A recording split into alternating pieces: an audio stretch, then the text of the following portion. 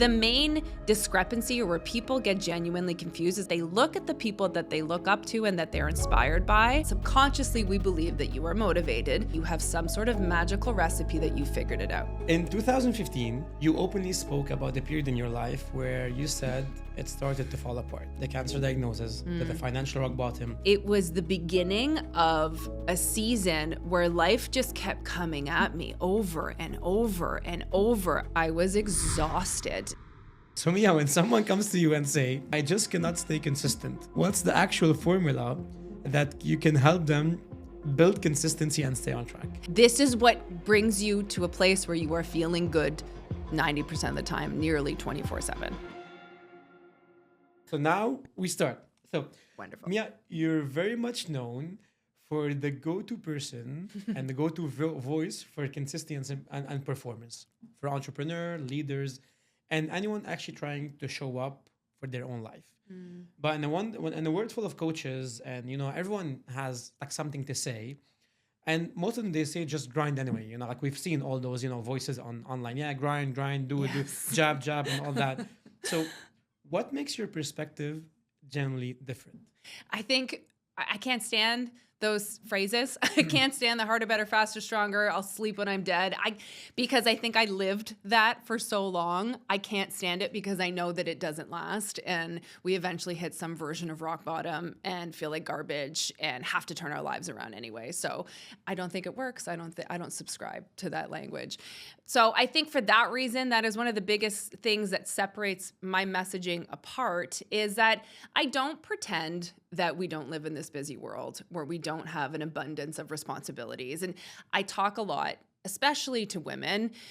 We have such an influx of information of how to take care of ourselves right now. It is incredibly overwhelming. We need to make sure we're getting 10,000 steps a day in, and we're strength training, we're getting enough protein, or we're taking our creatine, and making sure we're a BFF to everyone, and the best mom, and the best parent, and the best spouse, and on and on and on. It's so overwhelming. It is a lot. So I don't pretend that it's not that way. I remember talking to a good girlfriend of mine, and she was saying, give me some sort of morning routine that involves me having to wake up and feed my kids and get myself ready and get out the door. I don't have 3 to 5 hours for this glorious morning routine.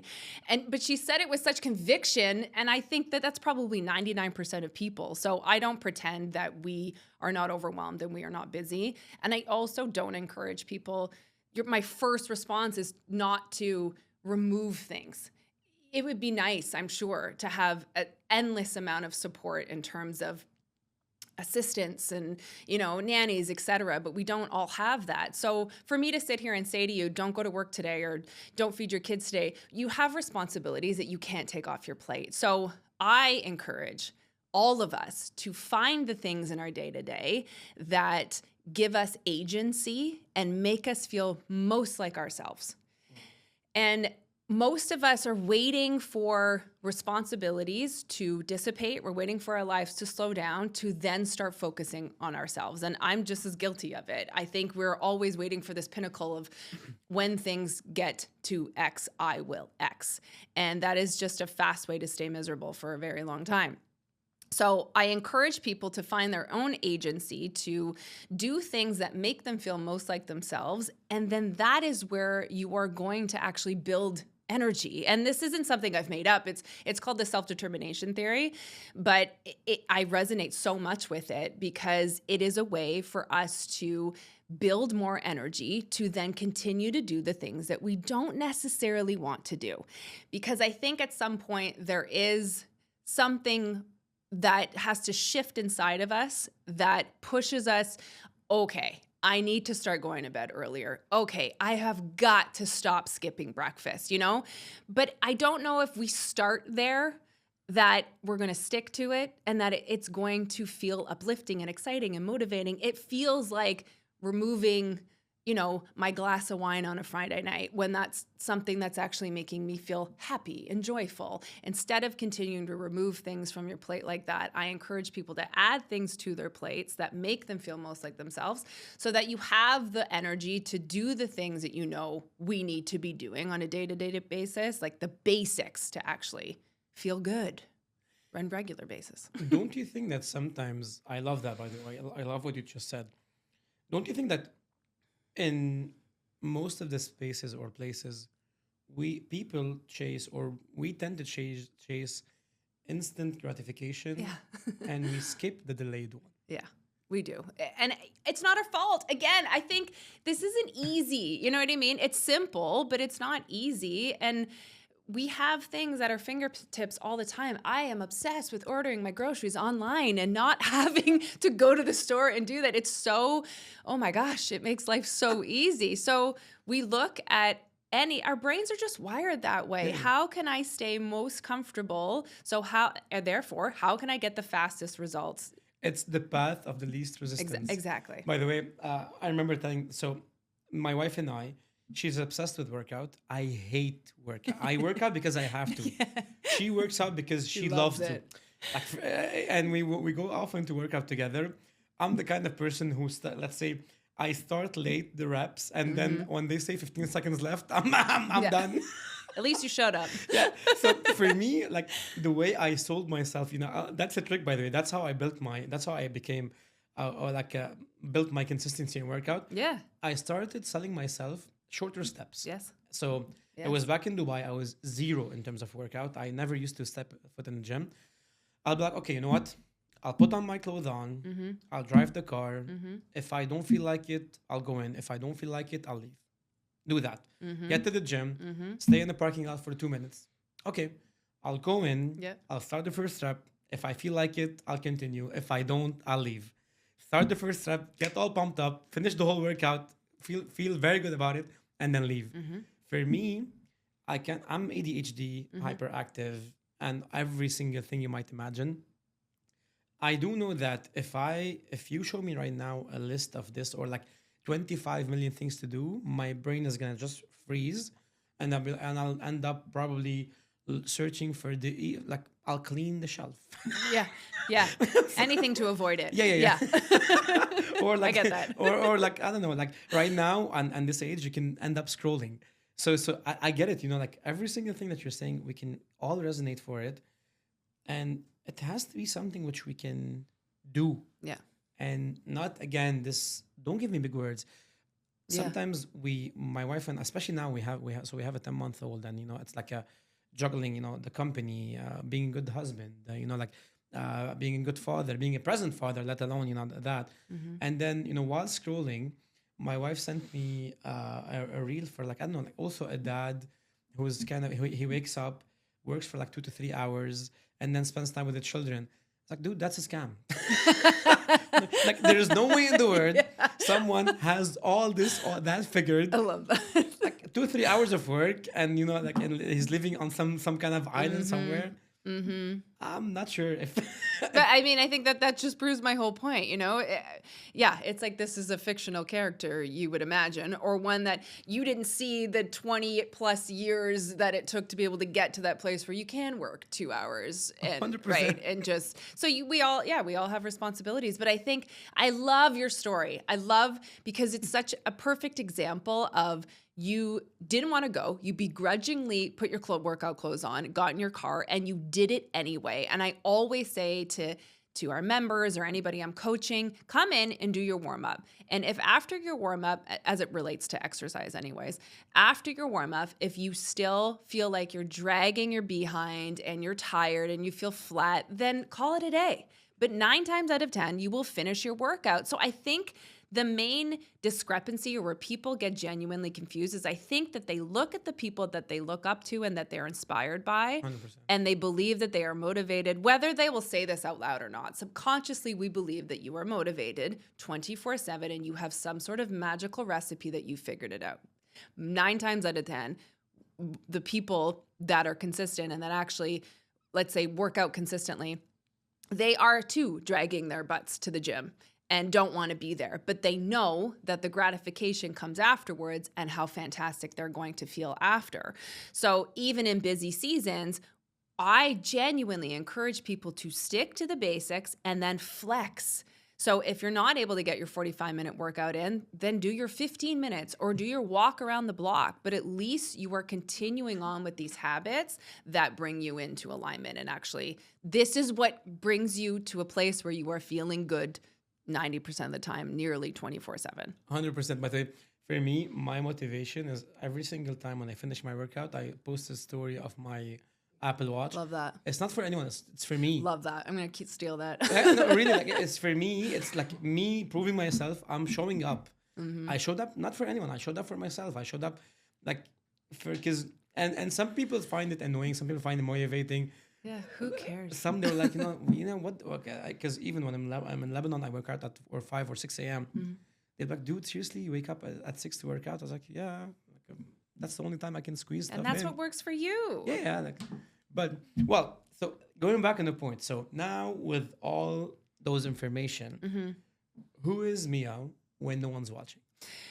I'm a lot more, I call myself like an ambivert. And when they finally, I mean, I don't know how long this name has been around for, but when I finally read it myself, I was like, oh my gosh, There's something for it. I feel seen finally, because I am someone, you put me in front of a microphone or you put me in front of a group fitness class. I have my trainer voice is what I call it. And then I need, I don't know, half a day to recover from that experience, So I'm very introspective. I'm obsessed with my family. I am so fortunate and grateful to have such a wonderful group of loving family members around me, and we spend so much time together. But I really am an introspective introvert type person that really I enjoy my alone time. And then there'll be spurts where I'll be out and about and energetic and socializing, but I really am, especially as I get older, I find myself to become more and more of an introvert. But I love being at home with my husband and my dog. Trust me, I can relate because backwards, actually, flashback. Growing up, I was the shyest person you can ever imagine. No way. And I had to change 4 or 5 schools because, definitely, like the first school it was because my brother had to change. The second one because I was so shy, so I failed at integrating. The second one I became hyperactive because I wanted to, be the person that's actually owning the atmosphere.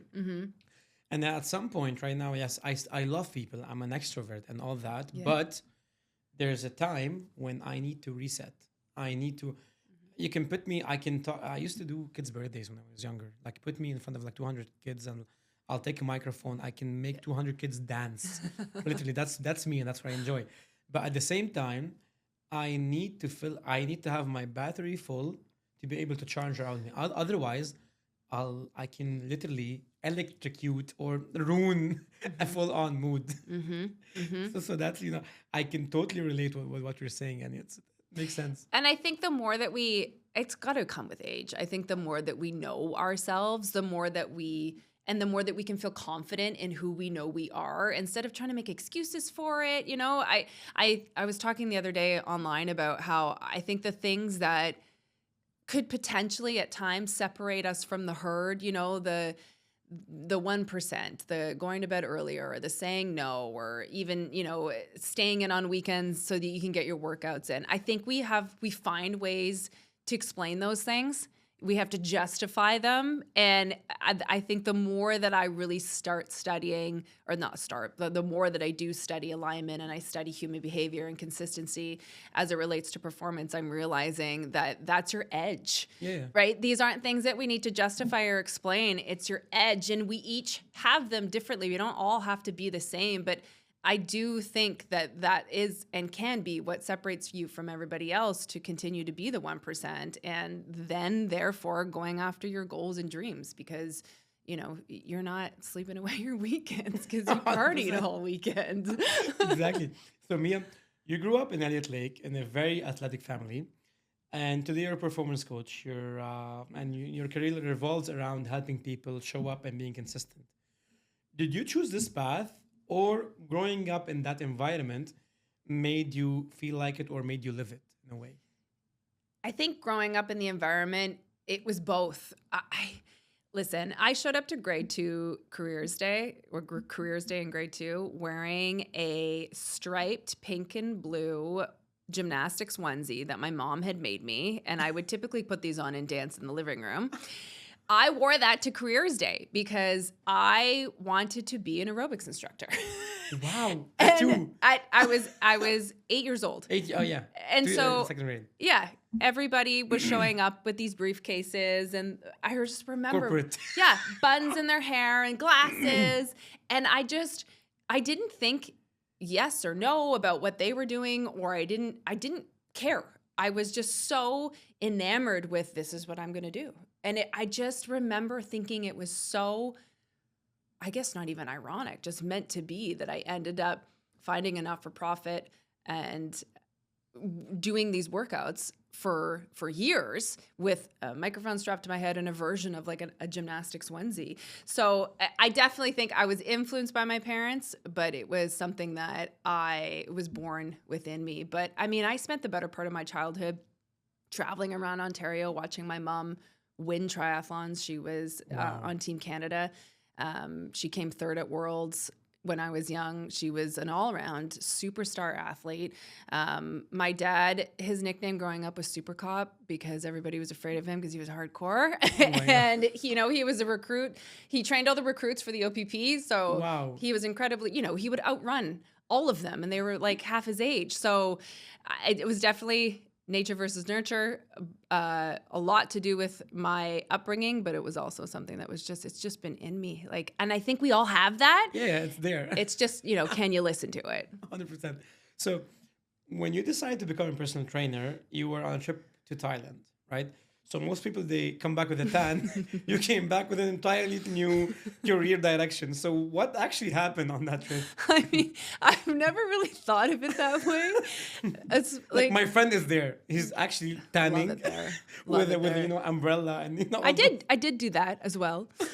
It was so random. I mean, I never had the whole. I went to school because that was what you were supposed to do. I wanted to experience post-secondary. I wanted to move away from Northern Ontario, even though it'll never take the Northerner out of me. Exactly. I love it there. But I wanted to experience the world on my own terms. So when I graduated from university, I said, I want to travel to a place where I cannot speak the language, even if I tried.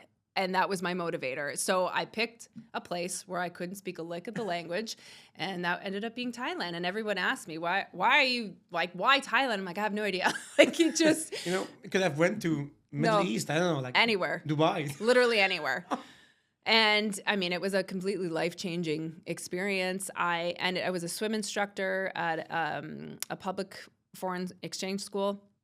That was an amazing experience, but that was in a little town where we had Lonely Planet at that time, like the books, and it said, don't go here in the book. So it was a little fishing village. So I said, let's move to Bangkok. Let's experience the big city. It was the biggest city I've ever lived in. Wow. And I somehow met this woman who was from Montreal who had an academy there. So she had been living there for 20 plus years. Wow. And she did the certifications for becoming a trainer. So I did my certification in Montreal and then came back and started working for a big box gym. And I think it's because I always knew I don't know if I had the language for it back then, but I genuinely did always want to be an entrepreneur. I wanted to set my own path. I wanted to help people, and fitness was, the thing that I've always been good at and the thing that I've always known. So wow. Again, there was a force and even out of all the nationalities in Thailand, the trainer is actually from Montreal. From Montreal. So in 2015, you openly spoke about the period in your life where you said it started to fall apart. From the cancer diagnosis to the financial rock bottom and all the not-for-profit fitness program, Move Camp. Were you running towards something or running away from something? Both. Definitely both. I think I look back at that time now, and it was something that healed me for sure. That journey of that season of that rock bottom, there was a voice inside of me that always knew there was still something, I was still young, but there was still something left for me to do. And I was just getting started. But in hindsight, those were some of the years where I was the most unwell. I think I was perpetually burnt out. I was exhausted, to like bone-chillingly exhausted. And I just kept pushing and pushing and pushing. And the thing is, it worked. So it healed me in the sense where it put me on the map. It gave me a taste of what I know I'm capable of and an experience in which I was able to build something and really sink my feet into entrepreneurship, and had an opportunity to work with an amazing team. And it worked. It was fantastic. But I don't know if it was ever going to be enough. I think I was constantly chasing this ideology of when I get there, I will. And usually it was, I will rest, or I will take, some time off. And the bigger it got, the more I remember having these thoughts of thinking, well, how am I supposed to do this when I have a family? Or how am I supposed to continue on this trajectory with outputting this much energy every single day? But I was so in it that, there was no stopping that amazing boulder that just kept rolling down the hill. So it was definitely a little bit of both. You got me thinking about something, and I love what you said, because sometimes I constantly have this conversation either with my brother or with my wife, because in some places I know that I'm running on empty, but there is no, if I'm gonna pause and then look back to see actually how I am, I'm gonna probably fall apart. Yeah. I'd rather keep going. Yeah. I'll fall apart Yes. later on. I can break later on. I'll tell my wife, I'm gonna burn out. I'm gonna burn out anyway. Let me just push it through, get it out of the way, and then I'll worry about this later on. Yeah. But I cannot, in the heat of the moment, if there's shit hitting the fan, I'm not gonna sit and dwell about it. I'm just gonna move on, and then I'll think about it later on. Do I ever resonate with that? And I think that there's seasons. There are for sure seasons, especially in entrepreneurship. When you're training for something, when you have a big project coming up, there are seasons where you are going to maybe get a little bit less sleep and work, consistently harder and have a lot more output than you typically would. But I think staying on that trajectory every single day for years, it's not sustainable. It doesn't work. No. So during your cancer recovery, you took your last $100 with your partner. You launched a free workout project in Ottawa. You described it as the light at the end of the tunnel in your own recovery. What started as a local pop-up workout grew into a national movement with 50 plus coaches across Canada. When did you realize that this was bigger than you? Man, those are some of the best memories. It was the first event I have. That feeling was indescribable. I remember journaling about it. I was working with a coach at the time, and I was terrified because I had done group fitness before, but not that it was mine. And I journaled about how I wanted it to go, exactly what I wanted to say, and the feelings that I was going to have, and what I was wearing. And I visualized. Like you talk about sports psychologists telling athletes to do this. I did it, and it was amazing because it worked. The very first event, I feel like there was output, absolutely. I called a lot of coaches. I had conversations with coaches that ended up working with us for 10 years, and I'm still great friends with today in the industry, in the city. I went from gym to gym. I knocked on doors. I put posters everywhere.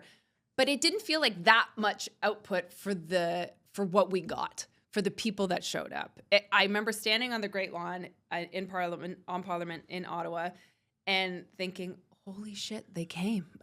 It's real. Like they actually showed up. And we had the DJ going, and it was a stunningly gorgeous day, of course. Like it was still nice out. And I said the exact script verbatim that I had been practicing for weeks. And so it was from the jump. But then I think it was we ran it for about 5 years before we actually started getting funding. And so, I did it for free for years. No money, was working on the side as a trainer to fund my life.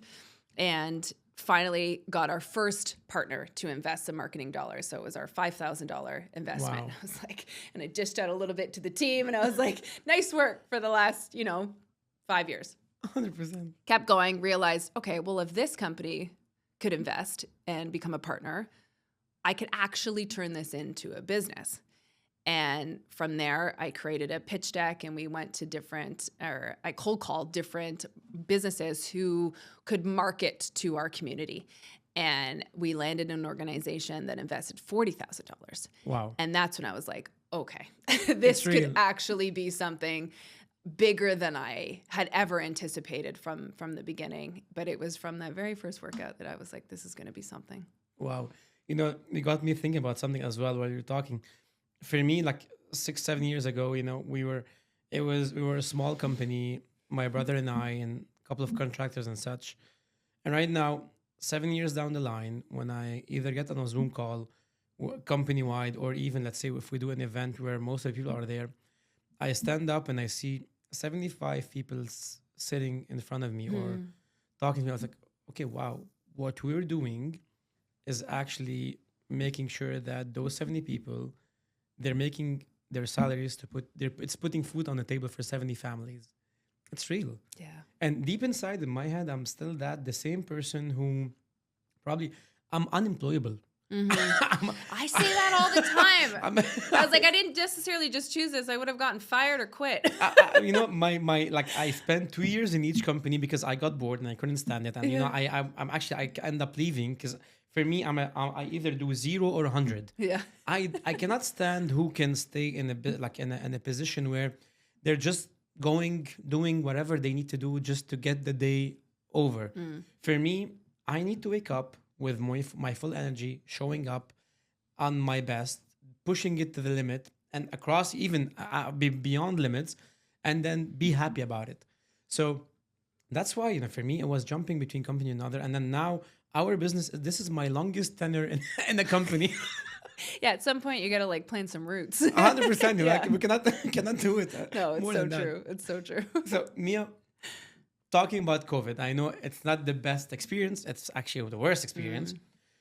For most people, it was a pandemic crisis. For you, it was the end of Move Camp, a national movement that you've built over 10 years. During that time, when everything was collapsing around you, you stopped paying yourself to keep your staff employed, you know, and, you know, to keep them moving. And eventually there was nothing left and you had to shut it down. Walk me through that, not the business decision, forget about that, the human element. I mean, it still feels like it was yesterday. I think because it was such a slow burn, and I am so stubborn and a hard worker that I didn't accept it for a very, very long time. And listen, I think, was there a world in which when we finally could emerge and go back outdoors and run events again, could I have tried to rebuild it? Probably in this brain. But in that brain, I was done. I have never experienced burnout like that in my life. And I remember sitting on the couch talking to one of my best friends. We were doing these like wellness checks. It just kind of came to be. She was struggling. I was struggling. Everybody was struggling. So we talked about it, and it was life-saving, to be honest. But I was talking to her on the couch on the phone this time instead of Zoom. And I said for the first time out loud, I don't want to do this anymore. Wow. Because it had been 3 years of trying to keep the company alive, trying to keep it going, doing all the pivots that we could do, moving everything online, and I hated it. The whole reason I started this was so that I could be out in front of people in the community, shaking hands, kissing the babies, you know, like seeing people, and you strip it all back.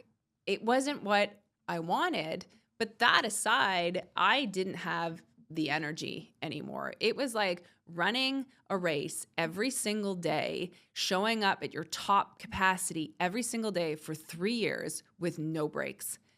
And I didn't want to do anymore. So by the time we could go back outside, nobody was in office.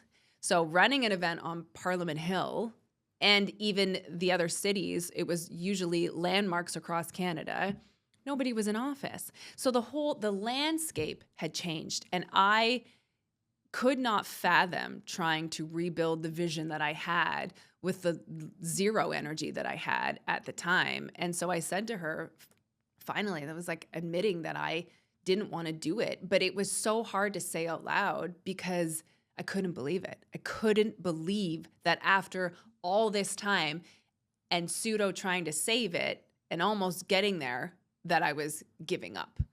And that was a really, really hard pill to swallow. I still, to this day, can't believe I can, but I can't. It's, you know what? when you say it out loud, it's kind of a reality check. It's like it's real. It's not there anymore. It's out there. Yeah. On that note, by the way, it's like we've all been through this. We've all pushed something we knew it wasn't gonna work out. Some people, like call it maybe a relationship, maybe work, maybe a business, maybe something like you see it around you. Like we've all had this in our lives at some point where something is not working out, but like it goes back to the conversation before we started, is that we're more comfortable in the discomfort because we cannot deal with the unknown. And I can literally, when I look around with my friends, and I'll be like, listen, dude, like, what? Quit that job if you're miserable, because you're miserable anyway. Yeah. You're gonna struggle anyway. Like, if you're not happy, quitting that job is not gonna make you more unhappy. You're gonna be worse. Side note: on one of my growing when I was young, I had a toxic relationship, and at some point, and it dragged for like 5-6 years at a point, and I paused for a second. I was like, why am I hesitant? I'm not happy anyway. Yeah. What's worse than this? Then let me move it. And fast forward, when I lost my job, I was like, you know what? I was quote unquote on top of it, in my career, making good money, making good commissions and such, and then lost it all. Went down to bare minimum of life. And then when my brother told me to join the company, I was like, what am I giving up? I'm miserable anyway.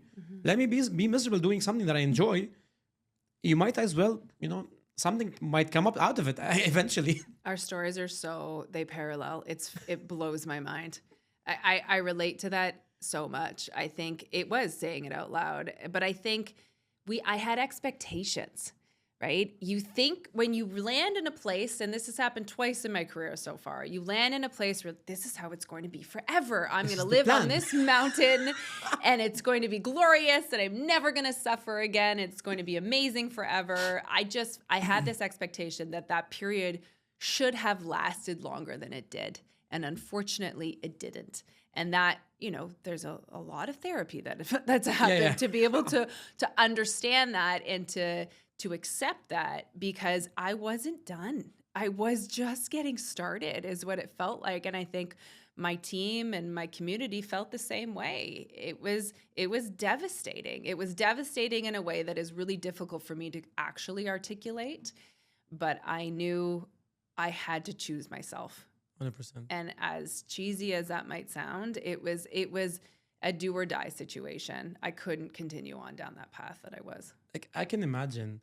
I'll tell you one quick note on this. On this, 2007. My whole life, my dream was to be a medical doctor, specifically a plastic surgeon. Okay, pushed through in school. Hats off to mom, because literally. I changed 5 schools. I was ADHD. I was, smart, but I don't study. So she pushed me throughout school years, made it to university, made it to med school, studied the first year, failed. Shit, what's going on? In lab, I discovered after the first year that I'm colorblind. I don't see red and yellow, which I still am, but it doesn't affect. That's why I go with simple colors in my life. And so when you're colorblind initially, now I think there's some glasses right now recently, but initially, if you're colorblind, you cannot be a surgeon, you cannot go to military school, and you cannot be a pilot. Yeah. For me, it was, imagine telling a 16-year-old, give up your dream. And that was devastating. And I can remember I was crying in university, and I'm sitting and I look back. I still remember it right now. If I'll get goosebumps when I think about it. It was in my university back in Lebanon, and there was like a big wall, and on it, there's a sentence: our greatest glory consists not in never falling, but in rising every time we fall. Wow. I was like, wow, man. Wow. Well, if it's out there, it has to mean something. Wow. Switched to business school, finished business in 2 years, and then pushed it back to Dubai.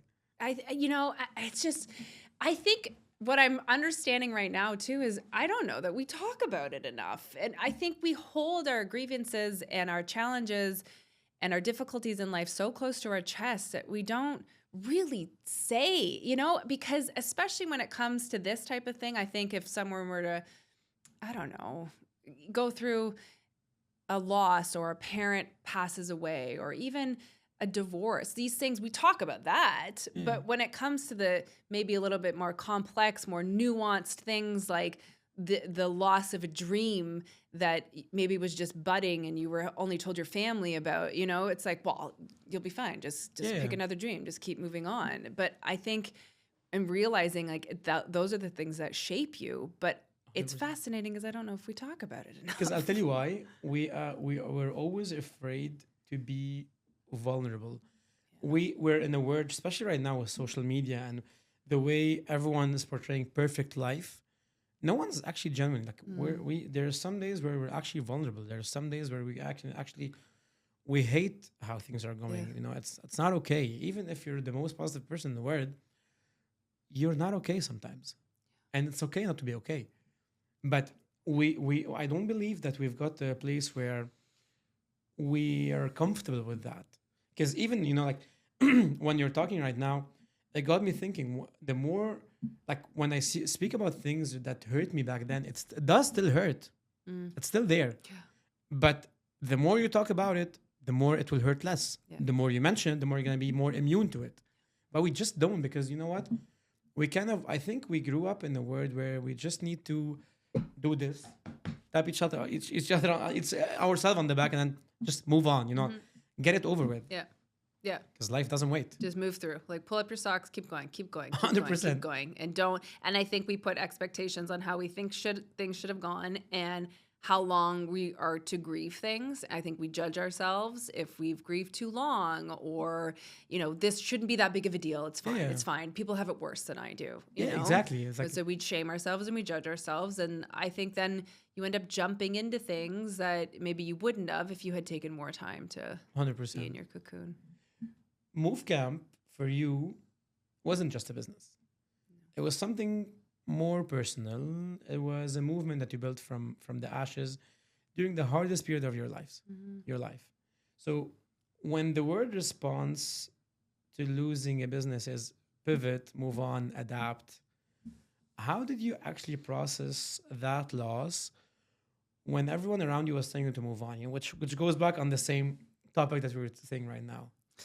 Oh my gosh. It is exactly on the same topic because I did not want to move on and I didn't know it was going to take this long. I was so angry, so sad, so devastated that I kept trying to move on. To be honest, I kept trying new things. There were things within the business that I kept dragging the team through. We're going to do this now. We're going to do this now. And let's try this.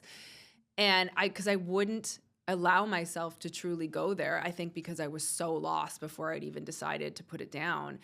And people around me were saying, what are you doing next? And what's going on? And and they didn't understand, are you going back outside? It was like, how do you run an event with hundreds of people when we can't even be around each other, even because it was ebbs and flows. We're out again, in again, out again, in again. So I went into an exile. I went into a cocoon. I kept to myself and I essentially just went into this place where I had to go inward for it felt a very, very long time. Wow. And I did go through this period where I would try things, like I said, and pick things up and, let's try this now and let's launch this and I'll showcase this online. And it just felt so gross and so inauthentic. And I kept stumbling and stumbling. And I had a conversation with my mom and she put it so matter-of-factly, and it wasn't in a negative way. It was more, this is going to be something in your life that stays with you forever. And it's probably going to take longer than you think to heal and recover and move on. Because my mom has also experienced a lot of loss in her life. So she was speaking from experience. Wow. But it gave me comfort and it was like justification to, okay, if I have to be here, I'm going to be here. But the thing that was really difficult about that time is that it wasn't just the loss of business. That's one thing, I think, that someone could go through, probably one of the biggest losses that they'll ever go through, losing a career and losing a job. But on top of that, it was the beginning of a season where life just kept coming at me over and over and over. I still look back at it and am in disbelief of how much we had to endure. It was a time where my husband and I decided to try to start a family.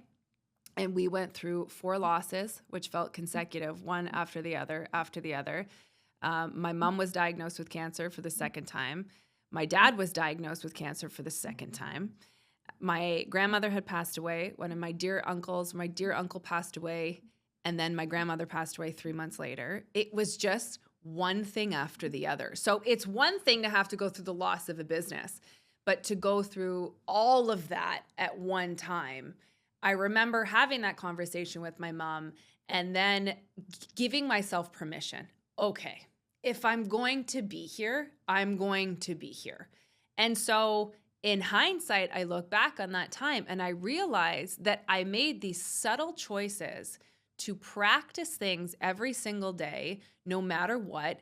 And that was what was going to get me through it. So I would wake up every day and I kept my routine. I kept my habits, even as I'm crying my eyes out or taking a break to excuse myself to the bathroom so I could go have a moment to cry again. You know, it's not like I was waking up joyful every day, but I was still doing my best to just show up. So I was journaling, I was meditating, I was making sure that there was some form of movement in my day to day.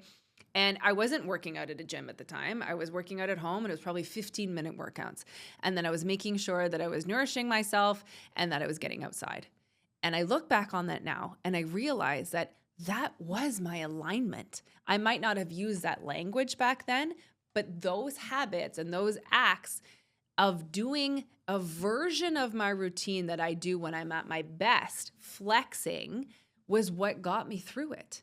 Because then I was able to surround myself with people I felt safe around and have these difficult conversations and work through it because I was still taking care of my mental health. And I think that that is the really difficult thing, it was for me anyways, to wrap my head around, is I thought that by doing these things, I was supposed to feel better and I was supposed to be happy in those moments. But it was eventually coming through that because I worked through it, because I stuck to the basics, because I stuck to my habits, that I was then going to start finding and feeling like myself again. But it was years of being in the trenches, I say it, and being in exile where I was in my cocoon and then eventually could slowly start to emerge. But it was only because I stuck to these basics. Wow. Wow. Like I really love what you said about sometimes it's kind of life is so funny sometimes when it hits you down with one thing, the second, the third, the fourth, and then you're what now? I can't remember. 2016, what was my shittiest year ever? 16 or 17? Yeah, actually 17.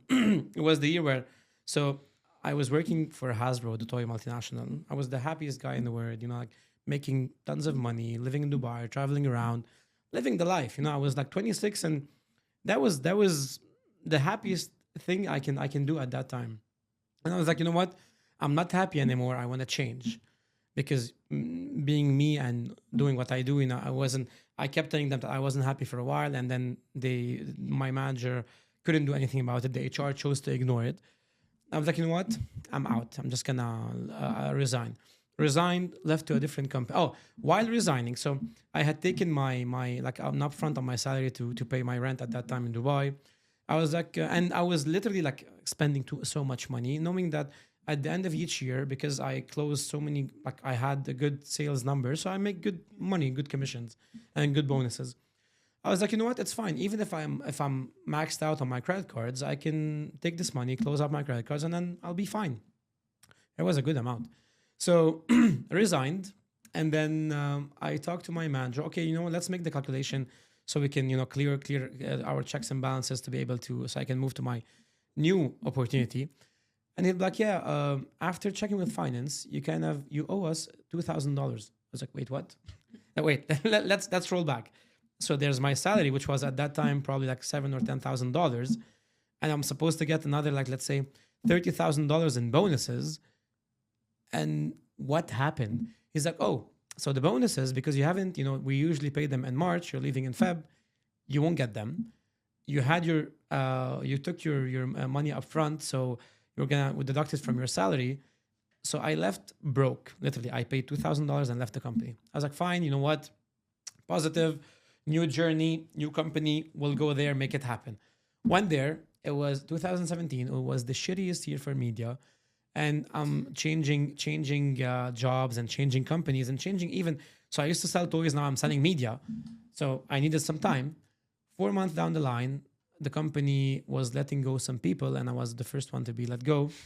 And then that was the second one. And literally, it was losing the first job, losing the money, losing the second job. And then like one hit after the other, one hit. And I was like, at the end, what now?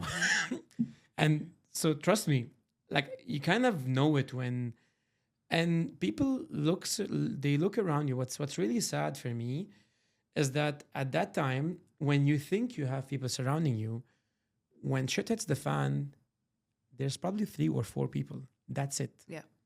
Yeah. And I think, but at the same time, it was realizing how special my family is. 100%. And And those- people, yeah, that you, This cocoon, that there's those 3, 4 the people. cocoon, exactly. Those people that it's not, what's that saying? It's like, you look around and those people that were really there for you.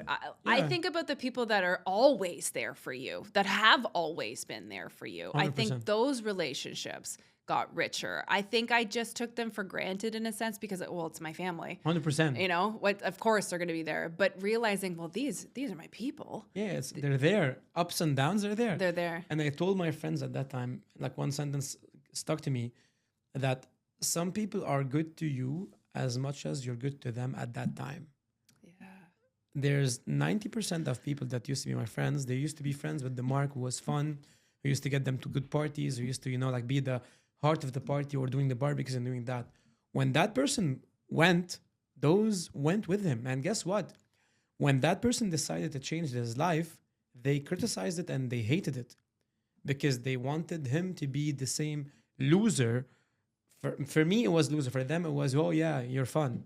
It's like, dude, but I'm hurting myself. I'm on the road to destruction. Yeah, I think that's what happens when life does keep coming at you so hard. You end up doing this. You wave the white flag, I surrendered. Okay. It's like, I'm done trying to control this hot mess. Whoever is guiding us, whatever you believe in, just you surrender up to that. Because it does change you, whether you want it to or not. Going through that much loss and that much grief, it changes who you are. But I fundamentally believe that it allows you and helps you to become more you. Exactly. Like it makes us who we are. We are the byproducts of the losses and experiences and the hardships that we've gone through. And like I even tell my wife most of the time, and my brother, I wouldn't for me, I wouldn't be able to run the company if I was still that person. I'm a person, if at that time, if you give me $1 million, I can blow out $1 million and zero guilt. And I'll be happy about it. So thinking about it. So yeah, your entire career is built around one core belief, that motivation is overrated and that consistent habits and systems are what actually drives results. In a world that is consistently chasing motivation, inspiration, and the next pump up moment, how can you keep standing up to that message? By living it myself, I think. I don't try or claim to act like I have it all together and I always know and my routines are perfect, but I think that is the way you can exemplify and change the world is by changing yourself. And me living these routines day in and day out, I do believe influences those around me, much like I'm influenced by them in the same respect. But I think it's clear that, motivation It doesn't do much. It makes us feel good. It makes us excited. It gives us the idea. It allows us to save the video and the recipe and pin the pin on Pinterest. And never check And it then that's again. about it, right? So I don't know that I need to sit here and argue that it's not the be all end all, but I think that that's the common misconception and like what we've talked about with instant gratification. And I think that that's where we end up falling to these traps of, oh, let me try this. And what about this fad? And let's do the latest trend of, and that's what we dive into. And then it doesn't work out so well for us. So then we experience the wagon where we're on again and we're off again. And what I believe is that the basics and following through on those and then learning how to ebb and flow and learning how to flex and understanding that it's not always going to be perfect and you absolutely aren't always going to want to do it. That is the differentiator. But That's real. That's life. That's real life. But instead of, and I think like those who I follow and I aspire to be like, or I look up to, they do this well. And it's just being who they are so that we can learn from them. And I think myself living it is an indicator and an example for others to follow. But it's also, no, motivation isn't going to be the only thing that gets you going. Funny enough, I really love the flow of this conversation because in most of it, like when the times when I'm really hating my workouts or hating something, the same sentence goes to me, and I put it as a poll on Instagram, asking people, what do you think matters most? Motivation or consistency? Yeah. I asked my team, and they're all like, oh, motivation. I was like, wrong. Motivation will get you started. Consistency will keep you moving. Because I even look at myself right now, whether workout or work or anything. It's not like that. It's not, like on one way up. It's actually this. It's a series of, you said it, wagon. As long as when the biggest, on the big spectrum of things, it's going upwards eventually, that's how it goes away. That's how I see it, more or less. Yeah. And I think the consistency is what will get you motivated. Because you will follow something, you look back and you follow something, let's say a workout program for a month, you look back on that and it's like, damn, wow, I can't believe I started here and I went here. Like when I went through all of that, I needed something to channel. I needed to channel my energy into something. So when my mom got sick, she donated all of her triathlon equipment to me. And it was this very special moment and very sad moment at the same time. But it made me feel not out of obligation, but I wanted to carry on her legacy. So I had done triathlons before, so I started training for them again because I needed to put this hurt and this pain and this grief and this suffering into something. And I knew if I just put one foot in front of the other, that I would look back and I would actually, my goal was to feel good during the race. That was it. I didn't care what my times were or anything, but I wanted to come out through it not having struggled and suffered and died in the bike, for example, because it's not really, I'm not that good at the bike. So I trained for it and I accomplished that goal and I felt fantastic crossing the finish line and I did it with strength. And I look back on that time and it's because I followed through and it motivated me to continue to do more triathlons because I was consistent with them. Not because I was motivated just to do them, but because I had done them. 100%. Wow. I love this. Now, the $1 million question. And I think what we all need to hear and what we all need in our life, me being the first person, I'm really trying myself not to make this as a coaching session for me. So, Mia, when someone, but again, side note, because for me, it was, an event, again, you would know it, trying to run a business, be a present father, be a present husband, and be actually working out, showing up and working out. All this, juggling all this all around, for me, most of things are like it's working out. The workout is actually the one, because I tell my wife, something is gonna suffer. Eventually, I wouldn't want the time with my family or my wife or my daughter to suffer. So that's on the side. No, that's my glass ball, if you know that, the video that they talk about. The second one is also like a rubber board, the business, but also I'm not an employee. I have my own business, so I cannot suffer. It can't suffer, but because then other people will suffer. So also that cannot be pushed. Then my workout is the only time is the only thing which is the occasional thing. But hopefully after today's formula, I'll be able to push it. So Mia, when someone comes to you and says, I just cannot stay consistent. Mark saying, I cannot stay consistent on my workouts. So walk me through what's the actual formula that you can help them build consistency and stay on track. It's like, I believe you, but I don't, you know, I don't buy into it. I think that's, I agree. It helps, you know, because you don't need someone sitting here on your pity pot with you. And it's not because I don't believe that you don't have a busy life, but I think there are two things. I think we are not giving ourselves enough agency. So we are trying to motivate and inspire ourselves to keep doing things that are not that exciting and that we don't actually want to do. So you think about if you in a daily basis, what you have to do, if you have to work, parenting, you know, obviously you love your children and that's something that's exciting for you. But if you have to perpetually do things that take energy from you and that you wouldn't necessarily choose to, I don't know, deal with this difficult client every day. If we have to put all of that energy into those activities, and then we also want to start adding habits that all are not that exciting. You know that you need to go to bed earlier, but you don't really want to. You know that you need to not eat the bag of chips every day, but you don't really want to not do that because it's making you feel good. If you are trying to push that whole pile of doing things you don't want to do and then punishing yourself to feel motivated to do them, I don't understand why people think that that's going to be an effective methodology.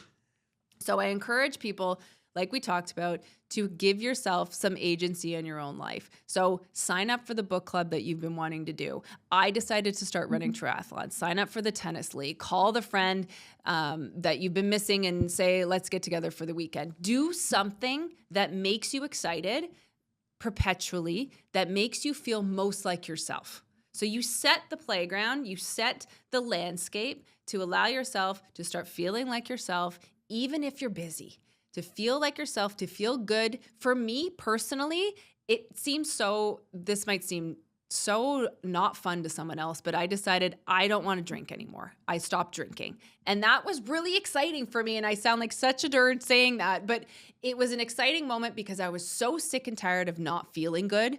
And I wanted to live by my genuine alignment, by who I really, really wanted to be, like being as authentic Amen. as possible. Mia, on this note, me too. I quit drinking. Like I really, literally now, like I went from someone who used to drink a lot and party a lot to now, literally, I'll tell them, give me an occasion, I'll have a drink. But it used to be before. It used to be like a routine. Yeah. Right now, for me, I was like, the headache of the second day and waking up hating myself, or let's say, this feeling is not really worth it. No, I want to wake up at 5 or 6. Yeah. And then feel good. Yes. So that leads us to exactly the next transition, because you get to this place where you do the things that make you feel most like you. You start to have agency, you start to have energy, and you start to feel like you have more control in your life. You take that energy and you start to do the things that you know you've been wanting to do, but that are not that exciting. And we work with the basics. So usually I joke, I don't believe you, and you probably need a little bit more rest and recovery and some more sleep.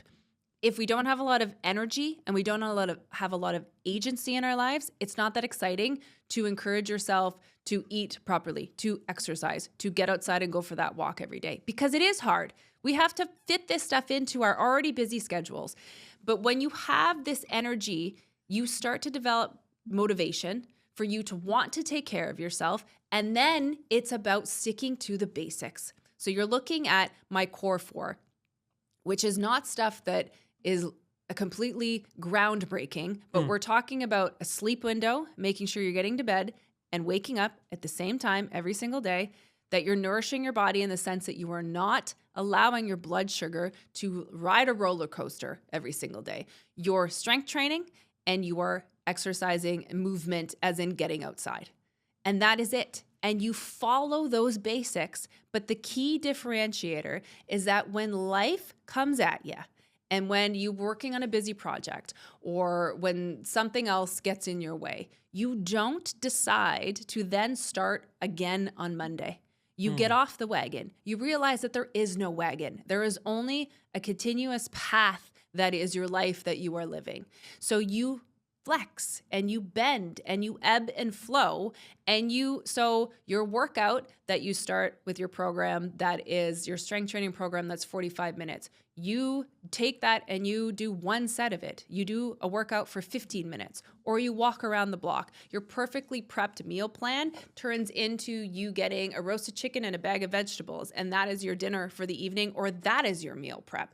You ebb and flow and adjust to your basics, but you don't throw them out the window and decide to start every single Monday, but you start from a place of alignment. You start from a place that actually feels good instead of punishing yourself into doing things you know that you need to be doing. Wow.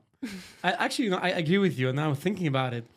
And I can still work out, but I choose not to sometimes. Because, now if I want to think about it, it's because it's not exciting for me. Like, I know I have to work, but I'll tell you what happens with me. So, for example, at some point, I got obsessed with tennis. I was really consistent on it. When I wanted to build my body and get to 11% body fat, it was non-negotiable. I was doing it. I was following my meal preps and all that. So for me, it's being hyper focused. I don't know. The other day I was thinking, okay, you know what? Maybe I would like to start golfing. I don't know. So because I know some place you can go. I was going to ask you about that.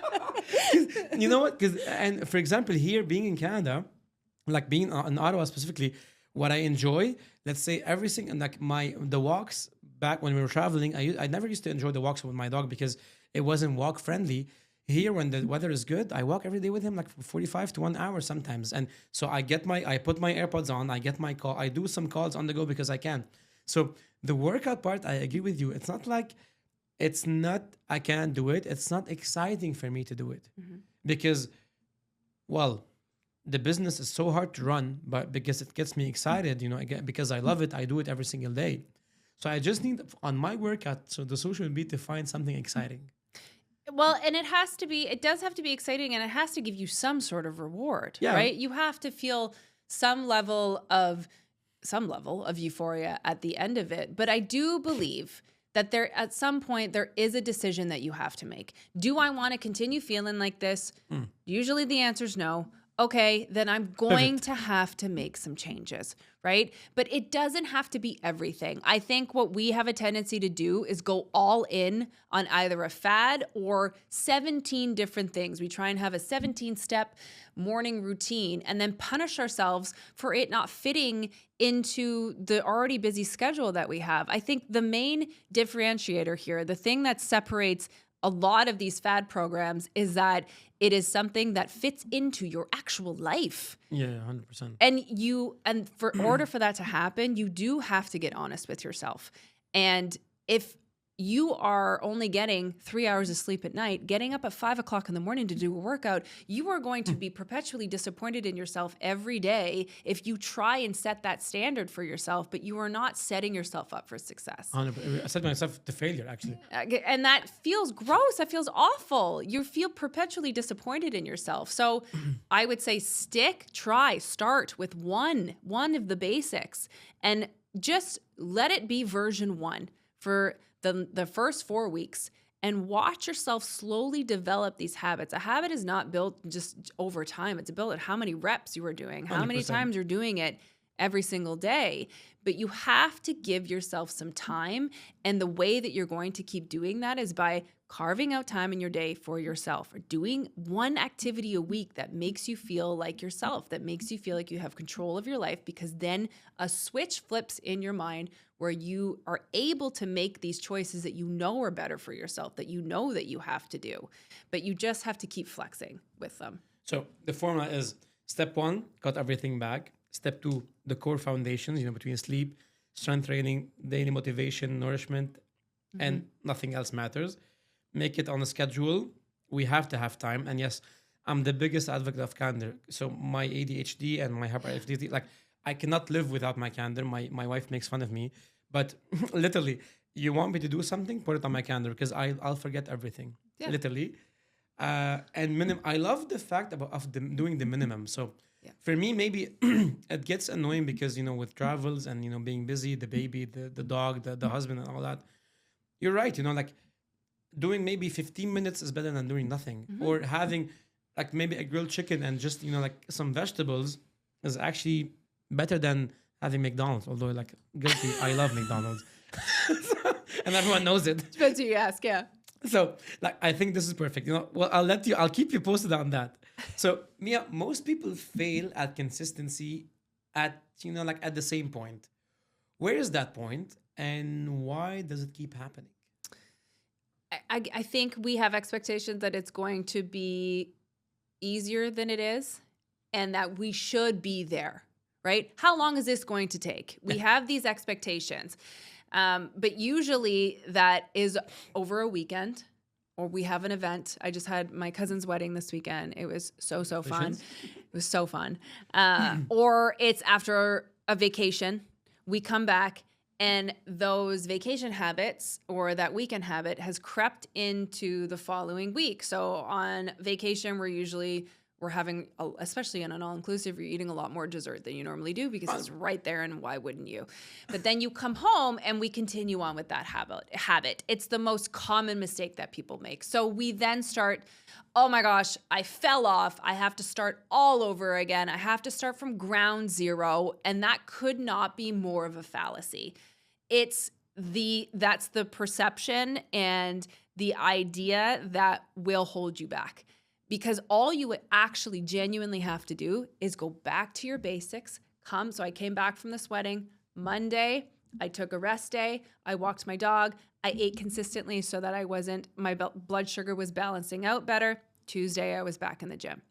Nice. It's following these basics on a regular routine that instead of just starting and stopping again, starting again, stopping again, and understanding that it's just a treadmill that you follow.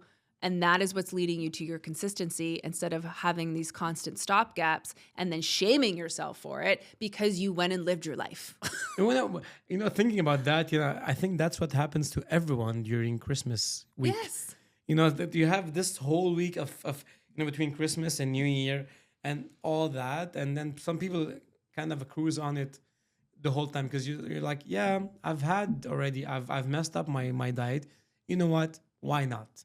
Well, and that's why, New Year's resolutions happen, but that's a perfect example. We jump into this all or nothing mentality for January. It's not sustainable because that is not your real life.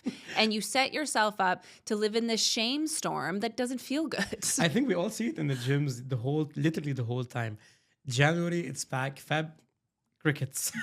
And we have the best intentions. We really do. And, it's not they're trying. We're really trying. But I think we have it backwards. 100%.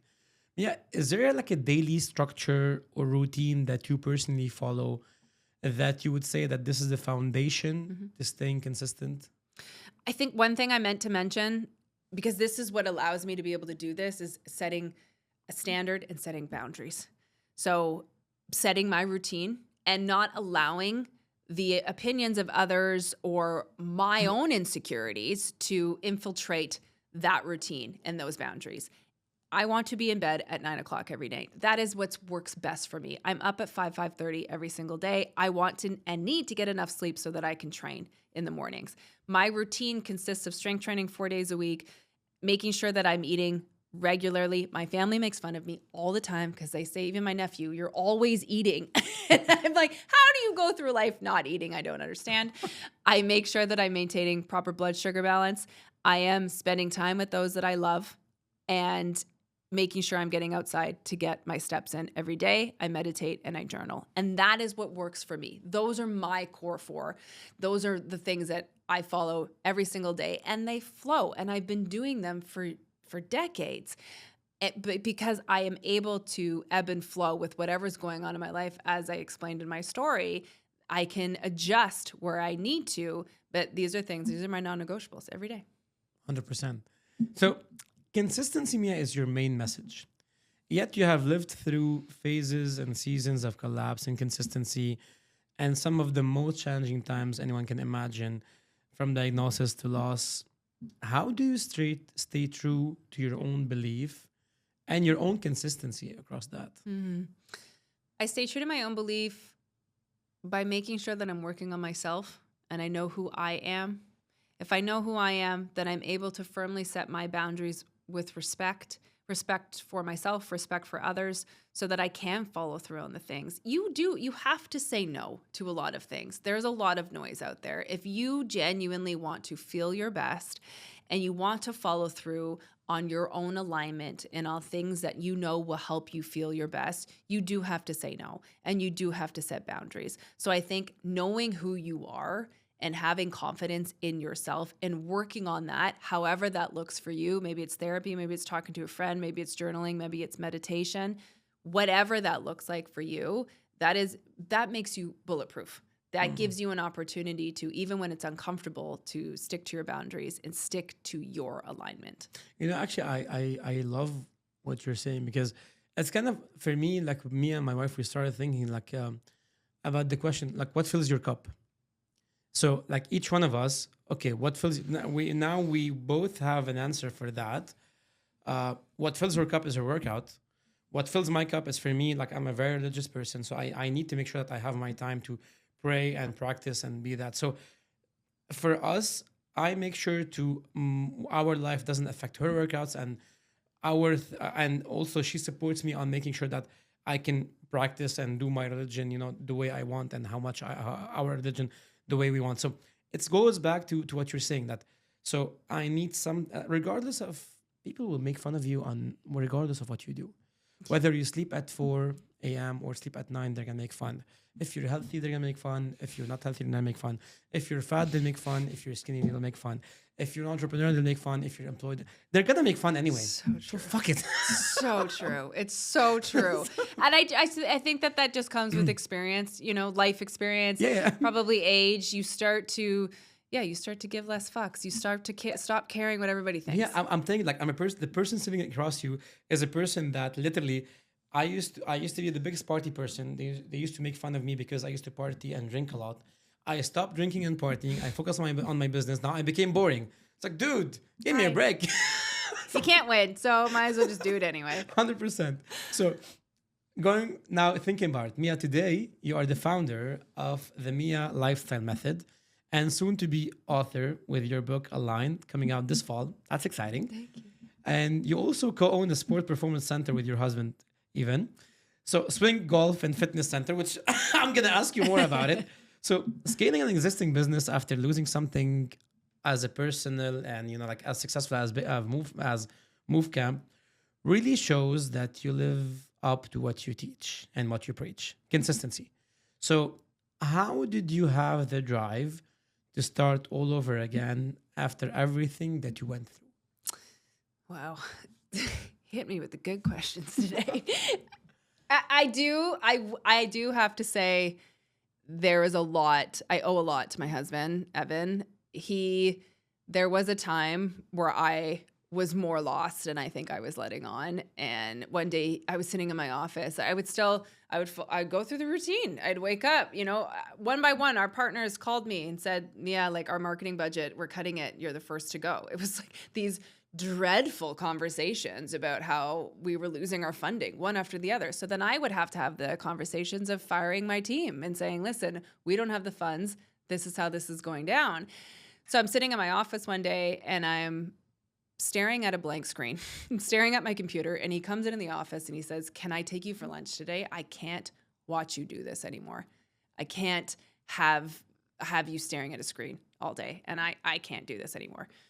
Because it was obviously hard on the whole family. So we went out for lunch and I just bawled in public at a restaurant, just sobbed, and was just a mess. And he says to me, "Listen," because at the time he had founded a golf performance center.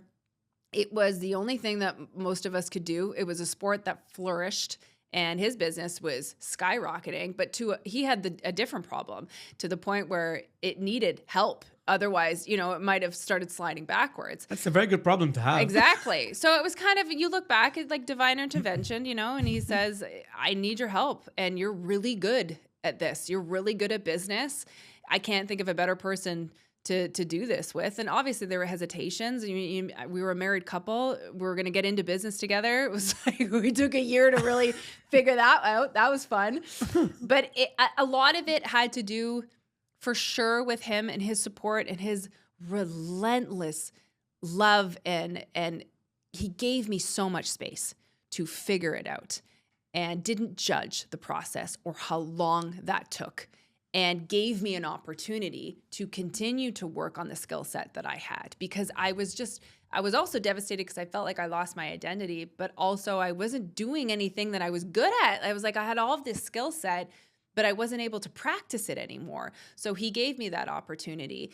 But then throughout that, it's not like it was a super easy transition.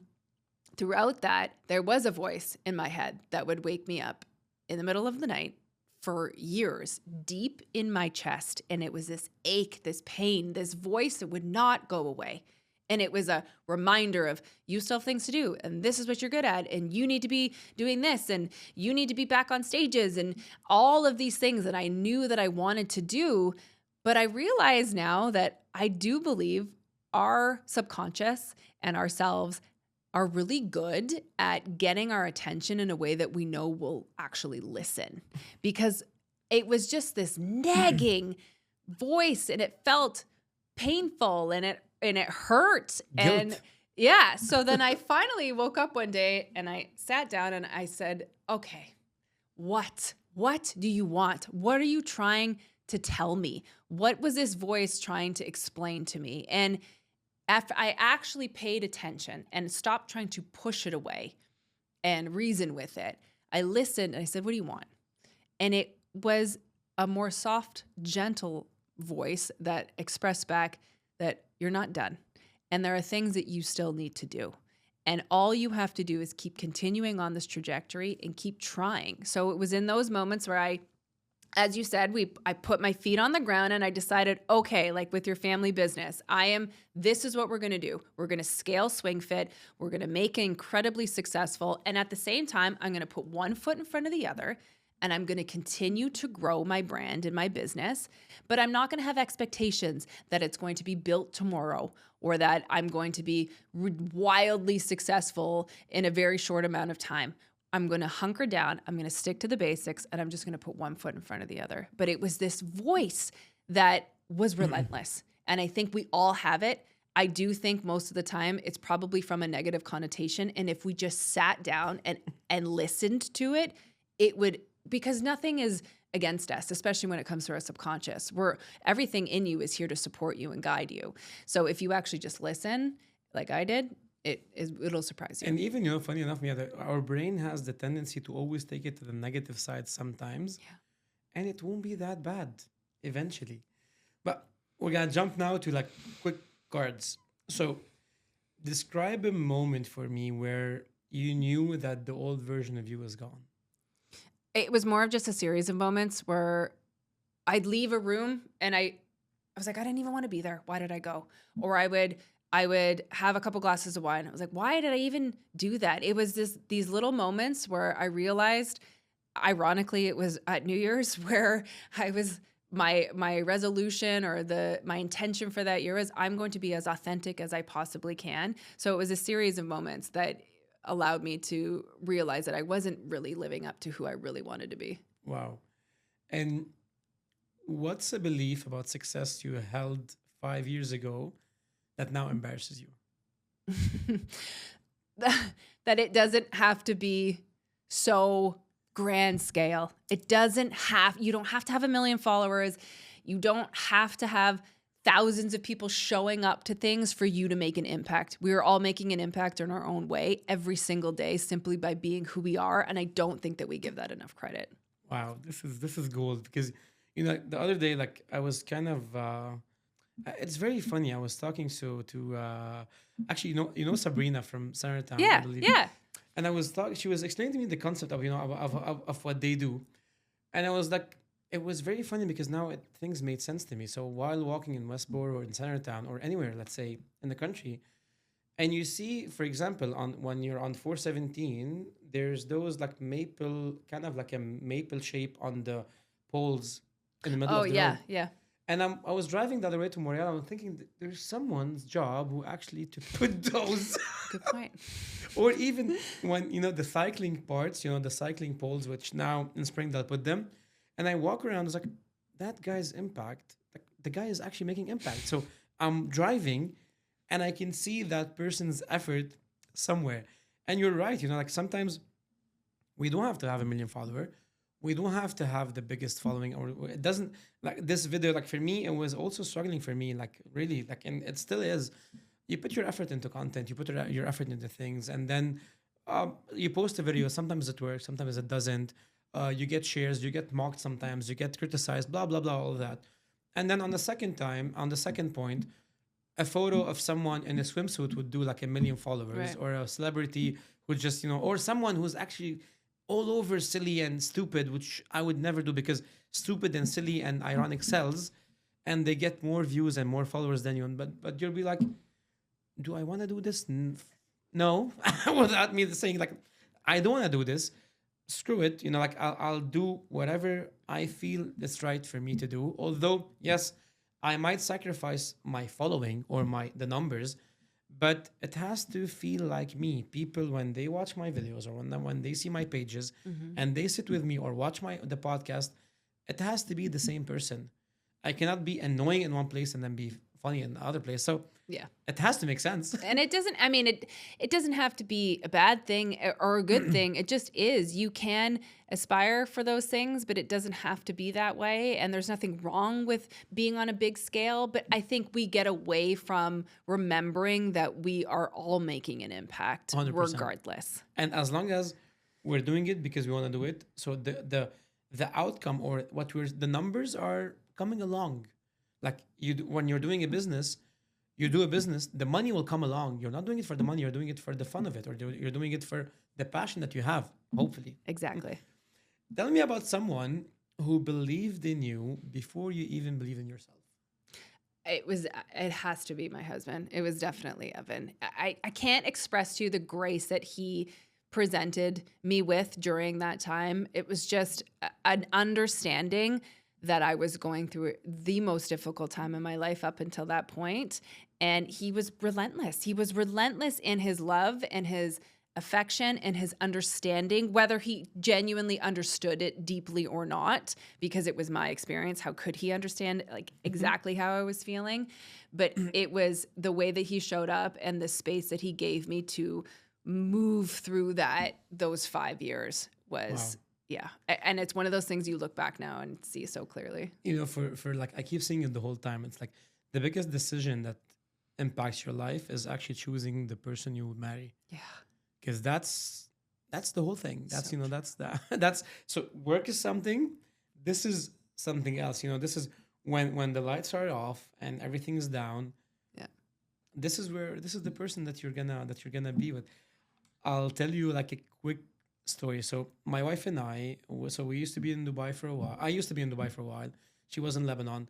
She moved to Paris for 2 years. She's a doctor. Okay. So she had to finish her degree in Paris, and then we both decided to move to Canada once she's done from Paris. So we're kind of doing travels left and right. And then my wife, so we're completely the opposite. I'm the most unpredictable person in the world, inconsistent, unorganized, blah, blah, blah, all that. She's the most organized, the most, like she has her stuff to the dot. Okay. And then those two married each other, and then Welcome to my marriage. 100%. I can imagine. So, and for me, but trying to understand along the life that you have to have both, because I'm very good under pressure. She's very good on normal. So it's kind of balancing power. And then for me, when it gets pressure, really heat pressure, I focus, and then I become the most efficient person in the world. Give me no deadlines, I can stall something for ages. I don't mind. For her, she needs to finish her stuff. So we decided to move to Canada. Actually, no, before the move, so we got all our papers ready. We're like, I was like, you know what? Let's do our landing. We finished from Paris. Let's do a trip to Canada. And then we'll decide when we're gonna move. That was in 2024, November 4, 2024. We took a trip from Paris to we landed in Toronto. We did our landing, got our stuff ready.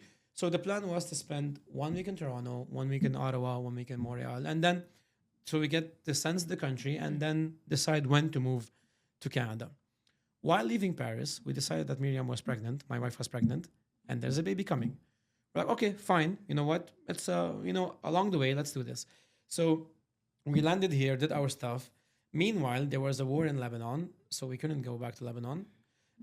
We're not gonna go back to Dubai because like there's and meanwhile I think Canada Post had a strike at that time, so we couldn't get our PRs on time, so we couldn't leave the country, and we were like, listen, like we thought to each other, I still remember that night we were in Montreal, last 3 nights of our trip, and I was like to Miriam, we have to make a decision, so either for some weird reason when we were in Ottawa.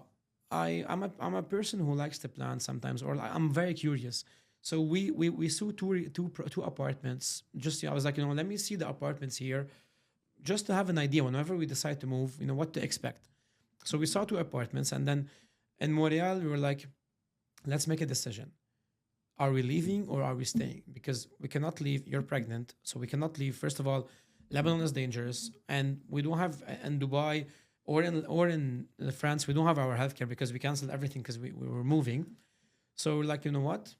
Let's stay here. Are you on? She's like, yeah, I'm on. And hats off for her, because for someone who's that organized, Yeah. she bought in onto something with me, which we had no idea how to figure it out. Wow. So checked out from Airbnb in Montreal, took a 7-seater because I can still drive on my UAE driver's license. But while last night in Montreal, called the realtor of our current apartment, which we still are in right now, booked the apartment, transferred the money, signed the lease. Along the way, drove from Montreal to Ottawa, passed by IKEA along the way, bought only 1 mattress and 2 things. But I still remember 1 mattress, and then like the balcony set, which has 2 chairs and 1 table, because I need to somewhere to work. My work doesn't stop. Took the key of the apartment, literally slept the first night on a blank mattress, nothing on it.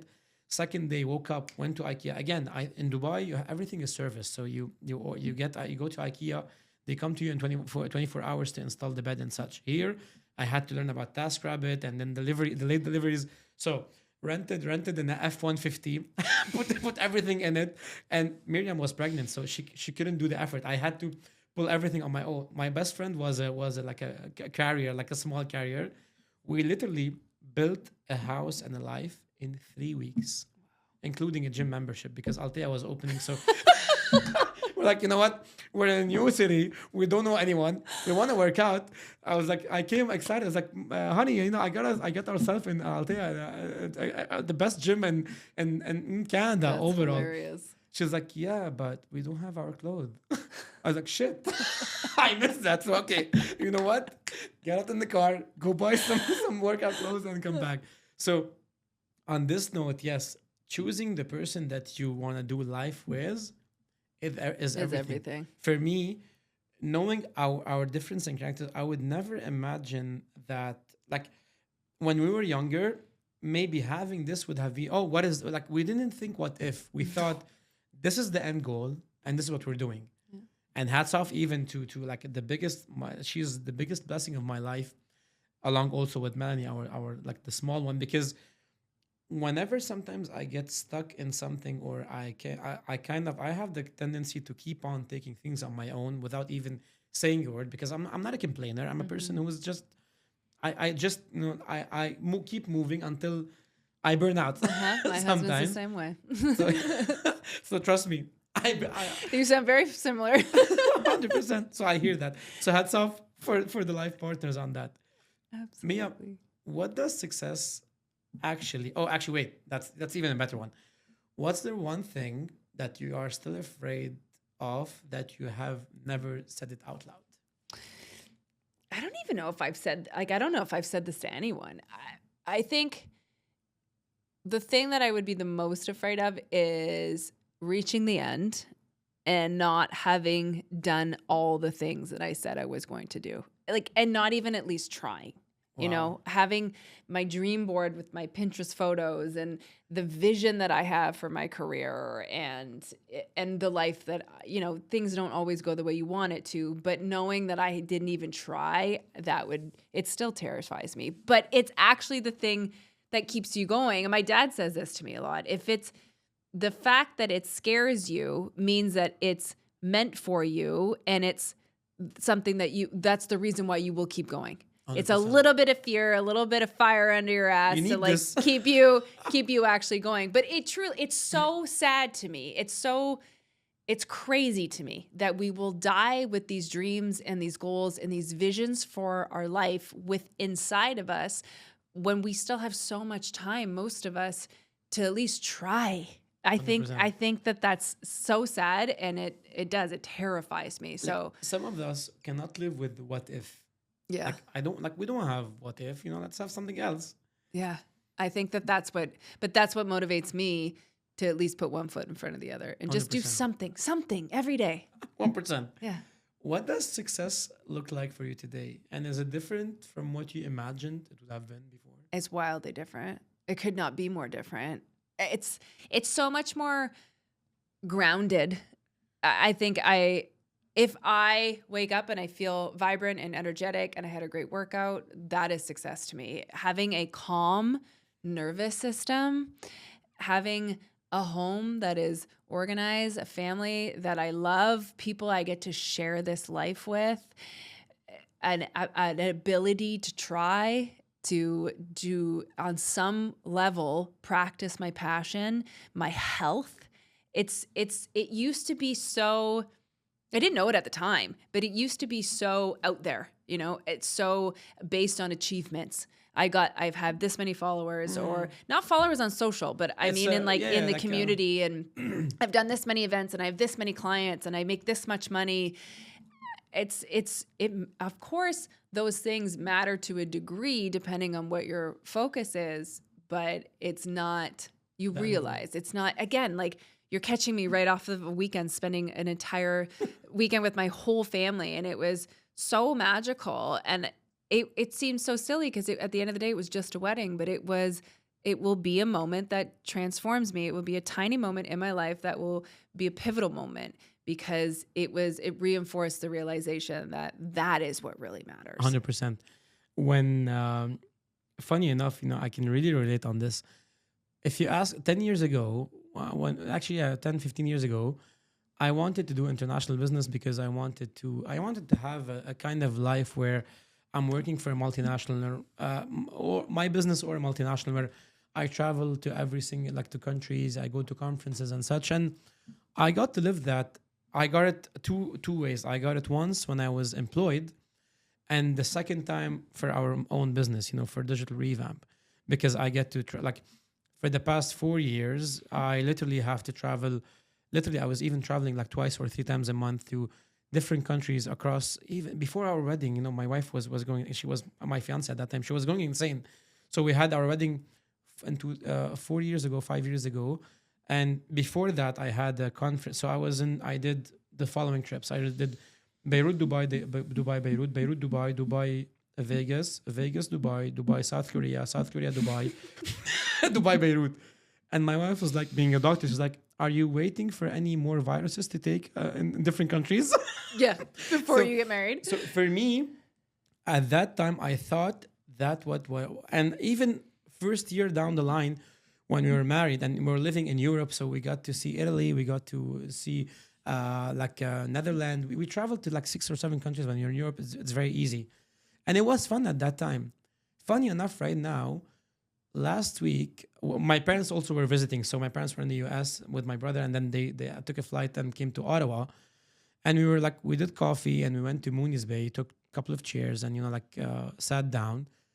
And I'm sitting and looking around. I was like, that's what I want. It's not the travels anymore. It's not yes, I have to do the travels because it's part of my work.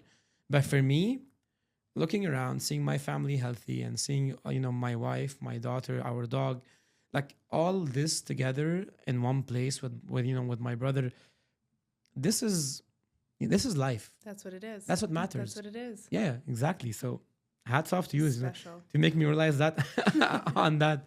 So when is it all said and done? What do you want people to say about you? I want them to remember a feeling. I don't know that I would need them to say anything. I want them when they think of me to remember how I made them feel, and hopefully that's good. But to feel in the sense of that energy and the way that I was gave them a bit of a spark to continue to follow their dreams and to shine their light. I think the most amazing thing that we can do in this life is to share our light and to share our passions and to share our deep messages, because that gives others permission to do the same. 100%. And it's that whole adage of the people that change the world are those who change themselves. And you can do that and inspire other people to do the same. And that's what changes the landscape. If it just depends on who you are on a day-to-day basis. So that would be an amazing footprint to live. This person, that's what my uncle did for me and my whole family. I know I can speak for everyone. I say that he was just such an amazing person, and he did a lot. He accomplished a lot. His career was fantastic. It was amazing from what I know, but it was who he was and his energy. And that's the same legacy I would love to leave behind. 100%. What is one piece of advice you wish someone had given you at the very beginning of all this? The whole struggling entrepreneur bit, it's not that cool. You could skip that part. You don't have to. Yeah.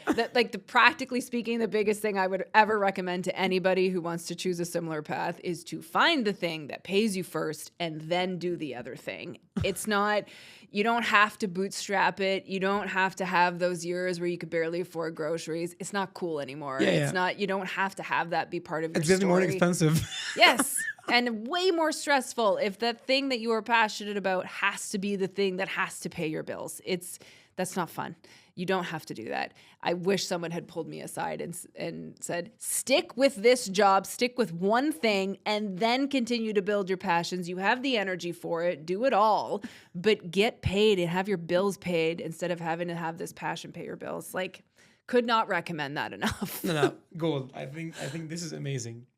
Now for our final segment. So you've rebuilt after loss, redefined your career, scaled the business with your husband. What is the deeper purpose behind all of it? What is Mia ultimately here to do? I want to, exactly what I just said, I want to inspire people to shine their light and to do the things to listen to their own nagging voices and to follow through. And I also want to leave a mark behind and teach people while I'm still here that you can find your alignment. You can feel good. You can create this consistency in your life. It's exactly what I've written in my book, Aligned. It's an unapologetic guide to reclaiming your body, time, and power. And when I'm in person, I always say, in a world that's addicted to burnout, we don't have to live this way. We don't have to suffer. It's not always going to be easy. But those things that will help you, we know what we need to do. We really, really do. We're really intellectually smart, strong, sound humans. We know. We just have to follow through on it and get rid of the fluff and get rid of the noise. And if that means going to seek some support, going to therapy, going to get some help, hiring a coach, start there. Start on a grounds where, like I said, you give yourself agency, but help yourself work through a bit of your stuff if you need to, and then go and take that exercise routine and then go and focus on your nutrition. But you can do it. We can do it. And it's a lot simpler. It's not always easy. It's a lot simpler than we allow ourselves to believe. And that thing that you need to do, you just have to start doing it. 100%. Yeah, a lot of performance coaches speak from a place of having it all figured. Do you see it this way, or do you speak from that place, or is it actually somewhere messier than or more real? It's a lot messier. there are things that we're all just better at, I think. Some people are better at some things than others, obviously. This has definitely been an area of my life that I have a skill set in building habits. I have a skill set in sticking to things. I enjoy it. It's my thing that lights me up. But no, I don't wake up every day wanting to go to the gym. There's some times where I have sleep rebellion too, and I want to just stay up watching shitty TV and not rest properly. But I just get so motivated and inspired by how I know I'm going to feel. But it is a lot messier. And I think if you remember anything from this, anybody, it's that it is not what it always appears to be. And if you can just stay in your own lane and do what feels good for you, you'll have a lot more success. 100%. So if you had to describe yourself in one word right now, what would it be and why? I mean, it would definitely be aligned. And it's not, again, not in the sense that I have it all figured out, but I know who I am. And I know what makes me me. I know what allows me to stay aligned. I know what those routines are.